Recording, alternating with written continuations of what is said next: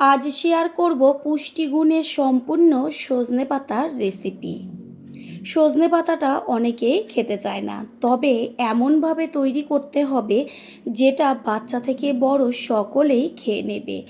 সজনে পাতার মধ্যে আছে অনেক গুণাগুণ। সবথেকে বড় গুণ হচ্ছে উচ্চ রক্তচাপ নিয়ন্ত্রণ করে, রক্ত পরিষ্কার করতে সাহায্য করে, রোগ প্রতিরোধক ক্ষমতা বৃদ্ধি করে, চোখের দৃষ্টিশক্তি বৃদ্ধি করে, শরীরের ক্লান্তি দূর করে, আরও আছে অনেক উপকারিতা।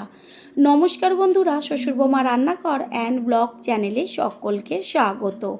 তাহলে কি করে তৈরি করব সেটাই দেখে নেওয়া যাক। রেসিপি তৈরি করার জন্য এইখানে আমি ডাল সমেত সজনে পাতা নিয়েছি। এবার সজনে পাতাগুলোকে ছাড়িয়ে নেব।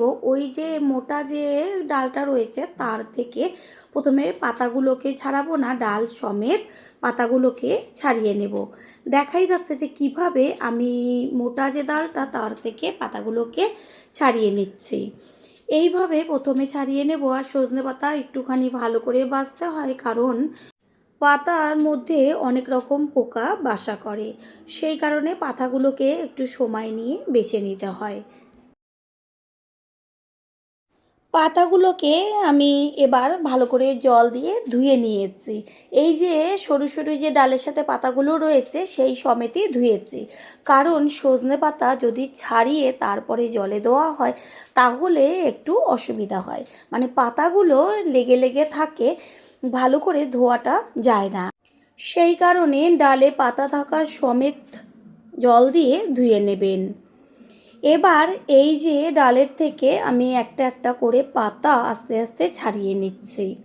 এই যে সরু সরু যে ডালগুলো থাকে একটাও যেন না থাকে, ভালোভাবে পাতাগুলোকে ছাড়িয়ে নেবেন। এইভাবেই সব পাতাগুলো ছাড়িয়ে নিয়ে ফিরে আসছি। পাতাগুলো ছাড়িয়ে নিয়েছি, আর কোনো রকম জলে ধোবো না, কারণ আগেই জলে ধুয়ে নিয়েছি। এবার একদম ছোট ছোট করে শাকের মতন কেটে নেব। কেটে নেওয়াটা শেয়ার করলাম না। এখানে নিয়েছি মুসুরির ডাল। রেসিপিটা আমি মুসুরির ডাল দিয়ে তৈরি করব। এখানে চাইলে আপনারা যে কোনো ডাল দিয়ে তৈরি করতে পারেন, যেমন মুগের ডাল, মটর ডাল। একটা বড় বোল নিয়েছি, তার মধ্যে ডালটা জলের মধ্যে দিয়ে দিচ্ছি। এইবার 6 থেকে 7 বার ডালটাকে জল পাল্টে ধুয়ে নেব। এইখানে গ্যাসের ওভেনে কড়াই বসিয়ে তার মধ্যে দিয়েছি জল, আর জলটা হালকা গরম হলে দিয়ে দিচ্ছি ধুয়ে নেওয়া ডাল। রেসিপিটা আমাদের শরীরের জন্য কতটা উপকারী হতে পারে সেটা এতটুকু ভিডিও দেখার পরেই আপনারা বুঝতে পারছেন। সম্পূর্ণ ভিডিওটি দেখতে থাকুন, তাহলেই বুঝবেন যে কতখানি উপকারী একটা রেসিপি হতে চলেছে। ডালের ওপরে যে ফেনাগুলো হচ্ছে এগুলোকে হাতা দিয়ে তুলে ফেলে দিচ্ছি। সমস্ত ফেনাগুলো তুলে দেব।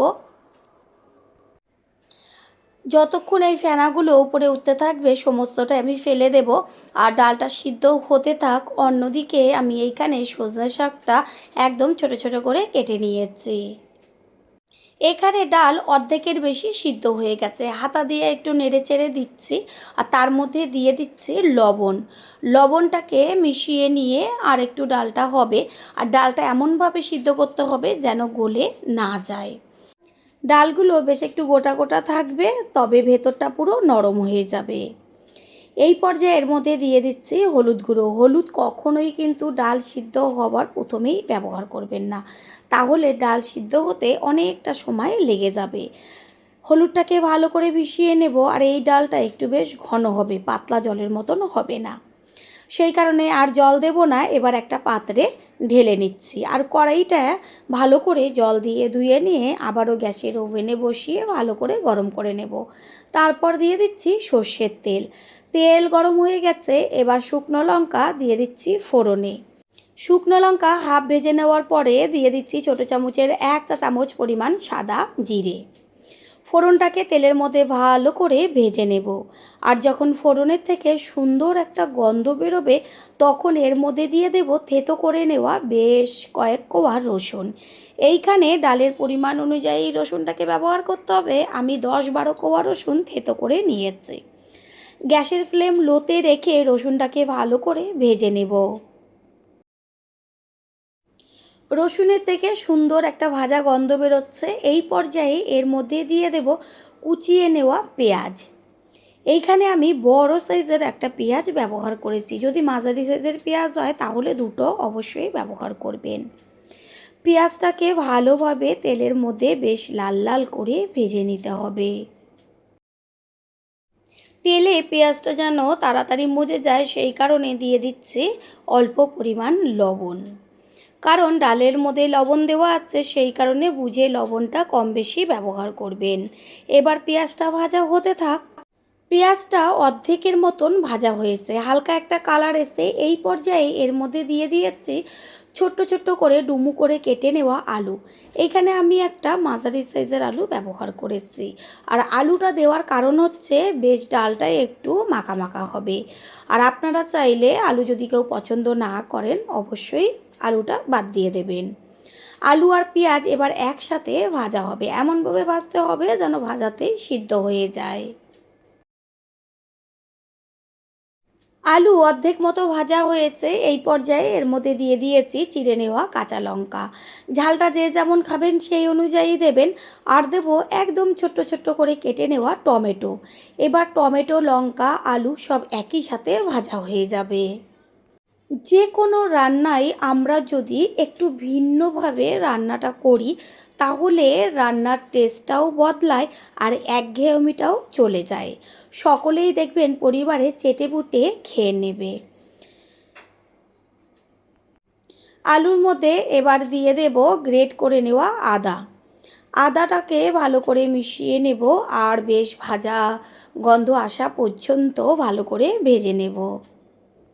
তাড়াতাড়ি সিদ্ধ হয়ে যাবার জন্য একটু কিছুক্ষণের জন্য ঢেকে দেব। এইভাবে ঢাকা থাক। পুরনো বন্ধুদের সবসময় আমাদের পাশে এইভাবে ভালোবেসে থেকে এগিয়ে নিয়ে যাবার জন্য অনেক অনেক ভালোবাসা। কিছুক্ষণ বাদে ফিরে এসে কড়াইয়ে ঢাকনাটা সরিয়ে দিয়ে আলুগুলো ভালোভাবে খুন্তি দিয়ে নেড়েচেড়ে দেব। খুন্তি দিয়ে আমি চেক করে দেখিয়ে দিচ্ছি যে আলুটা সুন্দরভাবে সিদ্ধ হয়ে গেছে। আলু যেহেতু সিদ্ধ হয়ে গেছে, ঠিক এই সময়ই এর মধ্যে দিয়ে দেব কেটে নেওয়া শাক। আর এই সজনা শাকটা তেলের মধ্যে দেওয়ার সাথে সাথেই একদম নরম হয়ে যাবে। ভালো করে শাকটাকে মিশিয়ে নেব। আর শাকের পরিমাণ আপনারা কম বেশি করে দেবেন ডালের পরিমাণ অনুযায়ী, তবে আমি একটু শাকটা বেশি ব্যবহার করেছি ডালে। দেখাই যাচ্ছে শাকটা কড়াইতে দেওয়ার সাথে সাথেই কতগুলো ছিল আর কতটুকু হয়ে গেল। এবার ঢাকনাটা চাপা দিয়ে দেব, শাকটাকে বেশ ভালোভাবে ভেজে নিতে হবে। প্রথমবার যারা আমাদের চ্যানেল ভিজিট করছেন তাদের আন্তরিক শুভেচ্ছা ও অনেক ভালোবাসা। আমাদের রেসিপিগুলো যদি ভালো লেগে থাকে সাবস্ক্রাইব করে দেওয়ার অনুরোধ রইল ও পাশে থাকা বেল আইকনে ক্লিক করলে পরবর্তী ভিডিওগুলো সবার আগে আপনাদের কাছে পৌঁছে যাবে। 4-5 মিনিট বাদে কড়াইয়ে ঢাকনাটা সরিয়ে দিয়ে সম্পূর্ণ শাকটাকে ভালো করে নেড়েচেড়ে দিতে হবে।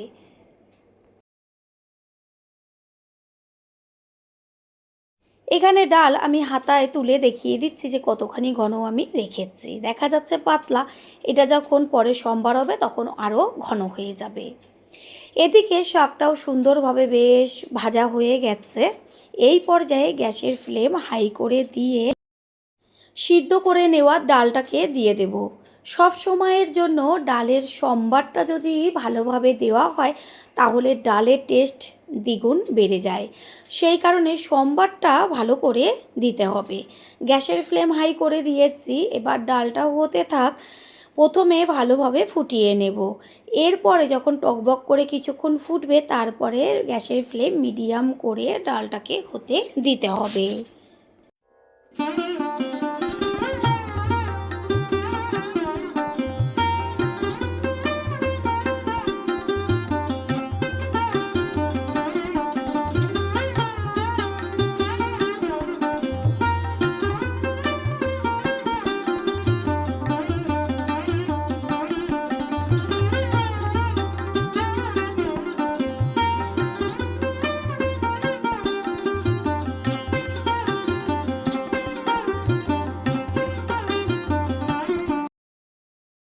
সমস্ত কিছুর ব্যালেন্সটা ঠিক রাখার জন্য দিয়ে দিয়েছি একদম অল্প পরিমাণ চিনি। চিনিটাকে মিশিয়ে নেব। ডাল একদম তৈরি হয়ে গেছে। এবার সবশেষে দিয়ে দিচ্ছি 1 চা চামচ পরিমাণ গাওয়া ঘি। ঘি দেওয়ার সাথে সাথে ঘিটাকে মিশিয়ে নিয়ে গ্যাসটা অফ করে দিতে হবে।